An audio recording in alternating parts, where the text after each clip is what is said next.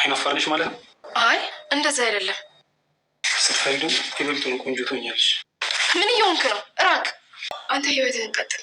እኔን ከህይወት አስወጥተህ በቃ መንገድህን ቀጥል። እሺ። አሁን እየተመኘውና ለማድረግ እየሞከርኩ ያለሁት እሱ ነው። ደግሞ ጊዜ ወስዷል እንጂ መሆን አይቀርም። ጽናት አሁን ላይ በኪራ ላይ ተስፋ ቆርጣ እጅጉኑ የሚያሳዝን ነገር እያሳየች ነው። ኪራም ቢሆን እስካሁን በሷ ላይ ተስፋ አልቆረጠም። ተመልሶም እየሄደ አሁንም ስለ ሁኔታውና ስለተፈጠረው ነገር ደጋግሞ እየጠየቃት ነው። እሷ ግን እውነታውን አልተናገረችም። ባለፈው እናስታውሳለን። ባለፈው ክፍል ላይ እንግዲህ ሁኔታዎቹን ይህን ሊያስገድዳትና ከኪራ ትርቅበት የነበረውን ለመራዊት ሁሉንም ነገር ነግራት ነበረ። ሚስጥሯን ግን እንዳትናገርባትና እሷንም እንዳታስገድዳት እንድትናገር እንዳታደርጋት አድርጋት ስለነበረ አሁን ላይ ምንም አይነት ነገር አልሰማም ኪራ። ታዲያ አሁን ላይ ባላሰበችውና ባልጠበቀችው በዚህ ጭንቀት ውስጥ ሆና ደግሞ የኪራ ጓደኛ ነኝ ባይ ሄኖክ እንዲሁም የቀድሞው የሀሴት ፍቅረኛ የካምፓስ ጓደኛዋ አሁን ላይ ቤት ላይ ተከስቶ ጭራሽ ጽናት ላይ ምን እያደረገ ነው? ሰላም እንዴት ናችሁ? ውድ የቻናሌ ቤተሰቦች በመላው ዓለም ያላችሁ ውድ ኢትዮጵያውያን እንዲሁም የዓለም ሕዝቦች በሙሉ ለዚህ ቻናል አዲስ ናቸው። ቻናሉን ሰብስክራይብ፣ ቪዲዮን ደግሞ ላይክ፣ ሸር በማድረግ አበረታቱኝ እላለሁ። ተወዳጁ ጽናት ድራማ በክፍል 52 ዛሬ ይዘንላችሁ መጥተናል። እንግዲህ አሁን ላይ ጽናት ለኪራ አባት ስልክ ተደውሎላት ስለነበረ ከሀሴት ጋር እንዴት ናቸው ኪራ እየተግባባ ነው ወይ ብሎም ጠይቋታል። እየተግባቡ እንደሆነም ነግረዋለች። ታዲያ በጣም እያዘነች ነው በራሷ ፍቅሬን ለሌላ ሰው እልል ብዬ ልድረው ነው በሚል ነገር እያሰበች አሁንም በጣም ተጨንቃለች። ኪራም ቢሆን እጅጉን ጨንቆታል። እንደውም ቤቱ በጣም አስጠልቶኛል፣ በምን ነገር ራሴን ፈታ ላርግ እያላት ነው ለመራዊት። ታዲያ መራዊትም በሁኔታው ይገባኛል አይዞ ስትለው ምንም አይገባሽ ምን ያለውበት ሁኔታ እያላት ነው። ኪራ አሁን ላይ እጅግ በጣም አዝኗል። አሁን ላይ ሀሴትም ቢሆን ወደ አጠገቡ መታ ምን ተፈጠረ ምን ሆነሃል እያለች አብራሷም ስትጠይቅ ነበር። ሳቅሽ ያምራል እላታለች። ታዲያ እንደውም ኪራ ብሎሽ ነበር እያለችም ስትነግራት ኪራ ወደውኑ አላስታውስም ብሎ ነበር ተነስቶ ሄደው። ሀሴት ይህን ስትላት ደስ የሚል ነገር ተሰምቷት አይተናል። ኪራ አሁንም ወደ ጽናት ሄዶ ባክሽ ጥፋቴን ንገሪኝ እኔ ማወቅ እፈልጋለሁ ብሏታል። እሷ ግን አንተ ምንም አላደረግክም ጥፋቱ ሁሉ የኔ ነው መውደድ ስላልቻልኩ አንተም ብለዋለች። አንቺ ያኔ ምን ብለሽ ወደሽኝ አሁን ደግሞ ምን ጎሎ ጠላሽ እያላት ነው። ጽናት ተወኝ ስራዬን ልስራበት ብላ ደስተኛ መልስ መመለስ አልፈለገችም። ስራ አሁንም ኪራም ቢሆን ታዲያ እንዴት በፍቅር ላይ ተነግጃለሽ አንቺ ጊዜያዊ ሰው ነሽ እያላት ነው። እሷም ቢሆን አይ እንደዛ አይደለሁም እያለች ነው።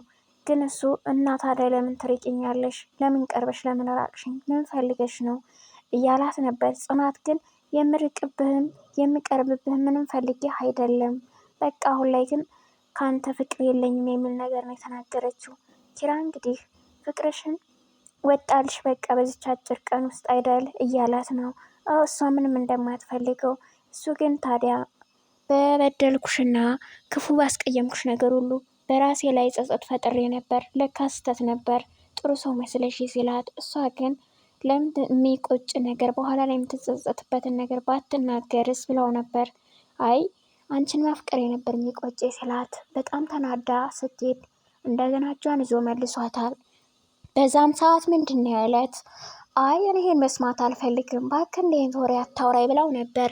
እሱ ግን ይህን እኮ አንቺ መስማት የከበደሽን እኔን ግን ኑሮ ብለሽ ፈርደሽብኛል እያላት ነው። አሁን ላይ የኪራ ጓደኛ ነኝ ያለው ሄኖክ ወደ ቤት የመጣው እንግዳ ተፋጠዋል ከሀሴት ጋር። ለካ የቀድሞ የሀሴት የካምፓስ ጓደኛዋ ቤስት ፍሬንዷ ሆኖ አምነው በኋላ ግን ደግሞ ነገሮች ሁሉ ተቀይረው በሌላ መንገድ አስቧት እንደውም የእሷን ሚስጥር ጓዳዋን ከሱ ጋር የነበሯትን ቪዲዮ እና ፎቶ ሶሻል ሚዲያ አንትን ብሎባት አውጥቶባት እሷም ትምህርቷን አቋርጣ አባቷን በሱ ምክንያት እንደተናደደ አስታውሳ ነበር። ታዲያ እኔ ኪራና ናሆሜ ትተዋወቃላችሁ እንዴ ሲሏቸው ግን ሀሴት አንተዋወቅም ብላ ነበር ሰላም ያለችው። ይሄ በዚህ እያለ እንግዲህ የመጣው እንግዳ ወደ ተከበረችው እናደንቃት የምንወዳት ጽናት እየሄዶ ነበር። ታዲያ ምግብሽም ይጣፍጣል መልክሽም እንዲሁ ቆንጆ ብሎ ካደናነቃት በኋላ አይናፋርም ትመስያለች ሲላት፣ አረ እንደዛ እንኳን አይደለም በምትለው ሰዓት ሄኖክ ደፋሩ ጭራሽ ያፈቀራትና እጅጉኑ ላይኑ ብሌኑ እንዳይኑ ብሌኑ ለሚያያትና ሚሳሳላት ኪራ በሌለበት ይህን ጉድ ሰርተዋል። እንደውም ጠጋ ብሎ እሷን ሊስምና የሆነ የተሳፈጠ ሴታዊ ጥንቆሳ ሲያደርስባት ተመልክታን ነበር። እሷም ተናዳ ገፍትረው ነበር ምን እየሆንክ ነው ብላ። ይህን እንግዲህ ኪራ ቢያይ አሁን ከልጁ ጋር ምን ሊፈጠር ችሏል? በጣም ከባድ ነገር ይፈጠር ነበረ። ኪራ አይደለም ሌላ ሰው ነክቶበት እሱ እንኳን ራሱ ደፍሮ እሷን አይደለም ማስገድዶ በፍቃደኝነት ጠይቆ እንኳን አንድ ነገር መልስ እስክሰጠው ይፈራታልም ያከብራታልም ስለሚያፈቅራት ማለት ነው።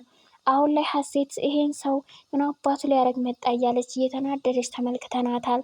ታዲያ እኔ ኪራ ወደ እሷ ሄዶ ነበር። የተናደድሽ ትመስያለሽ፣ እንደውም ስትናደጅ እኮ መጽሐፍ እንደምታነቢ እንዲሁም የሰውነት እንቅስቃሴ ስፖርት እንደምትሰሪ ነግረሽ ነበረ፣ እንዲሁም ሙዚቃ እንደምታዳምጭ እያላት ነበር።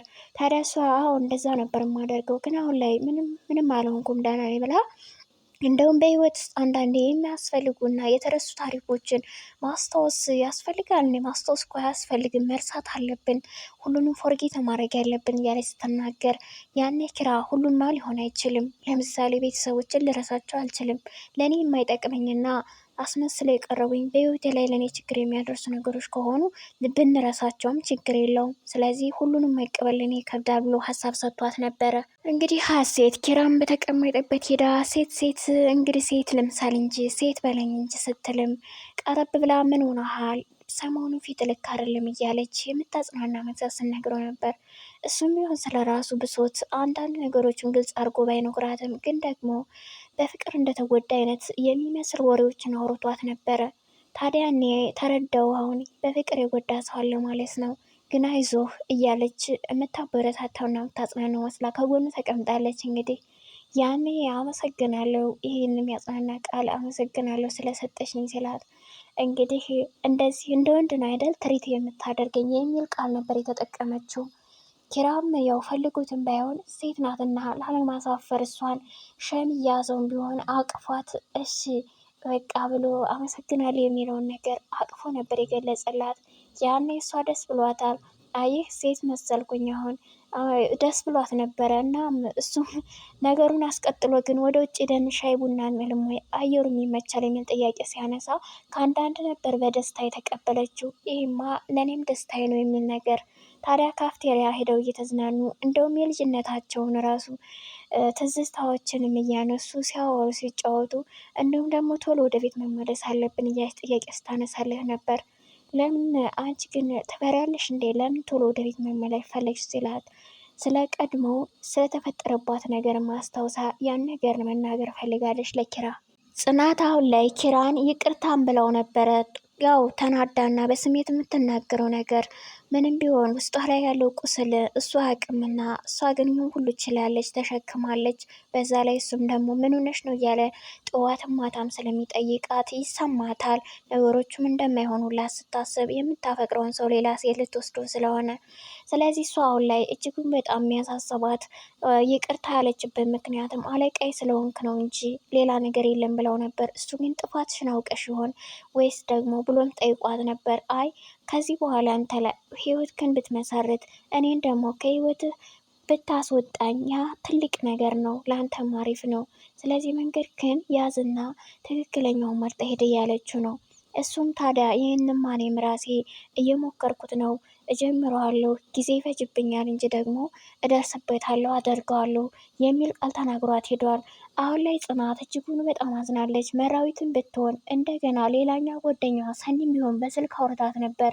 አሁን ላይ ጊዜ ያለሽ፣ ጊዜሽን አታሳልፊ፣ ተጠቀሚበት፣ ስለዚህ ከኪራ አትራቂው እያሏት ነበር። እሷ ግን ውሳኔን አልቀይርም፣ ምክንያቱም አባቴም ቢሆን ይሄን ነገር አይቀበለውም። የእሱ ነገር ትልቅ አደራ አለብኝ፣ ትምህርቴን ተምሮ መጨረስ ወይስ ባል ይዞ መሄድ የሚል ጥያቄ ፈጥሯል። ሁለተኛ ነገር የኪራ ቤተሰቦች በፍጹም የኪራ አባት ሀሴትን የሚወዳትንና የሚያደንቃትን ያህል እንዲሁም ደግሞ ከቤተሰቦቹ ጋር ዝምድና መፍጠርን ይፈልጋል። እኔም ደግሞ ቅንጣት ለልጁ በዚህ ልክ አያስበኝም፣ ስለዚህ ነገሮች አይሆኑም እያለች እሷ አሁን ነገሩን ማዳፈን የፈለገችው ራሷን እየጎዳችን ቢሆን እሷም አንድ ነገር ብላለች። አዎ የኪራና የዚህ ቤት ህይወት ይብራ፣ እኔ ግን እንዳልልኝ ሆናለሁ የሚል ነገር ተናግራለች። አሁን ላይ ስለ አባቷም እጅጉ ያስጨንቃታል። በእርግጥ ጓደኞቿን ቢመክሯትም አሁን ላይ ሀሳቤን የመቀየር በፍጹም የለም የሚል ነገር፣ እንደውም በአንዱ ሰዓት ላይ ቁጭ ብለው እያወሩ እያለ ተቀራረቡ እኮ እያለች ከመራዊት ጋር እያወሩ ባሉበት አዎ ተቀራርበዋል እየተባለ እያለ በመሀል ሀሴት መታ ስሜን ስጠሩ ሰማሁ ስትል አዎ የሁለታችሁ መቀራረብ ደስ እያለኝ ነው፣ ስለዚህ ኪራን ተንከባከቢልኝ የሚል ነገር ተናግራለች። ታዲያ እኔ እሷ አረ እኔ ምንም ችግር የለው ምን ያቀያይመናል፣ ከዛ የሚያደርስ ጉዳይ አይኖረንም እሽ ብላታለች። ያኔ ጽናት ቀናሁኝ እጅጉን በጣም እያለች ለጓደኛዋ ለመራዊት እየነገረቻት ነው። ሀሴትና እንግዲህ አይናውጣው ሄኖክ በመንገድ ላይም ተገናኝተው ነበር ውጭ ላይ። ታዲያ ምን ልታረግ መጣ የረሳውን ለመሰለ ሆይ በማለት አንቺ የድሮ እንዴት አትረሽም? ያኮ በቃ ሰክሬ ነበር በዛን ሰዓት በወቅቱ ያረኩት ሲላት፣ በፍጹም ብሰክርስ በዛ ልክ እንዴት ታዋርደኝ ነበር? እኔ እኮ የአባቴ ልጅ ነኝ ብላ እንደም ጉሮሮን አንቃ ስታስፈራራውና አሁን ላይ ከአጠገቧ እንዳይደርስ እያደረገችው እንደሆነም ተመልክተናል። ሄኖክ ወደዛ ቤት ምን ሊያደርግ መጣ? ብቻ የእሱም የኪራን ጓደኛ ነው።